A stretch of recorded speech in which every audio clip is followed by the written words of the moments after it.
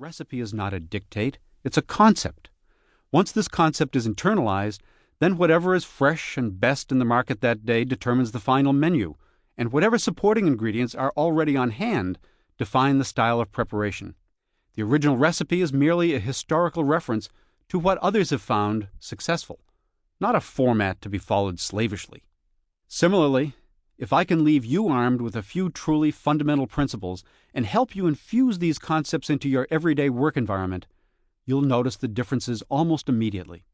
That being said, I am poignantly aware that it took our agency 25 wretchedly long years to top $150 million in annual billings, in a world where hot high-tech companies hit those numbers before the first day's lunch.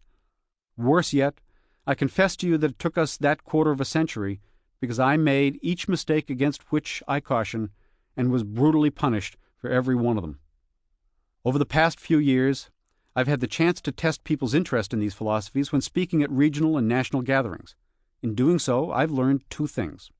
One, many who are reputed to care nothing about business are deeply offended and discouraged by the structures that characterize most of the companies where they work. Two, I'm not the only CEO who's discovered this. In fact, an encouraging number of business leaders recognize the problems and are themselves working on management solutions, some along parallel lines to those I suggest.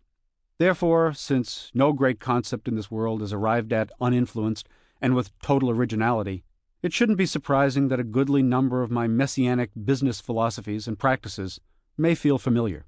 My particular theories have been drawn from thousands of personal experiences, but, more importantly, from a handful of great teachers. In truth, most of the best stuff in this audio began as other people's ideas. My excuse and hope is that this repackaging of universal principles will be sufficiently interesting and stimulating that the simple art of greatness will make a difference in how each listener manages his or her organization and in the business success and personal happiness that result. Back in 1975, when our tiny agency boasted 4 souls and billed less than $1 million, I hired Steve Heshe. Steve had been an art director at several very good advertising agencies. True to his indomitable integrity, Steve opted for self-respect over glory by quitting his agency and taking a job cutting sales on a floor of a Marblehead loft. Steve had bailed out because he hated advertising. Not the process of making ads, but the suffocating realities of being part of an exploitive industry. One day I cornered Steve to try to uncover the source of his cynicism. "You know," Steve began, "you've got a nice little agency. We're doing good work and everyone's having fun. But if you ever realize your dream, I won't be here to see it. One of these years you'll look around to see how you can cut costs and you'll figure out that I could be replaced by a hot young kid for half the money. But of course, I'll be out of here before you get the chance to get rid of me. In this industry, changing jobs is about the only way to keep my income going up and stay one jump ahead of the layoffs. But no matter what I do, sooner or later I'll be with an agency that loses an account, and no matter how I scramble, I'll get laid off one more time. Who wants to hire a 50-year-old art director? By that time, I'll have kids in college and no money to keep them there. Jim," Steve concluded, "this business is what I do best, but it's also going to kill me." Whew. I knew in my heart he was right about a lot of things. Of all the businesses that have institutionalized employee disloyalty, advertising leads the pack. We habitually pamper our stars of the moment with obscene largesse at times of great agency updrafts, then abruptly fire the very same people when the corporate need for reduced payroll outstrips the value of their contributions.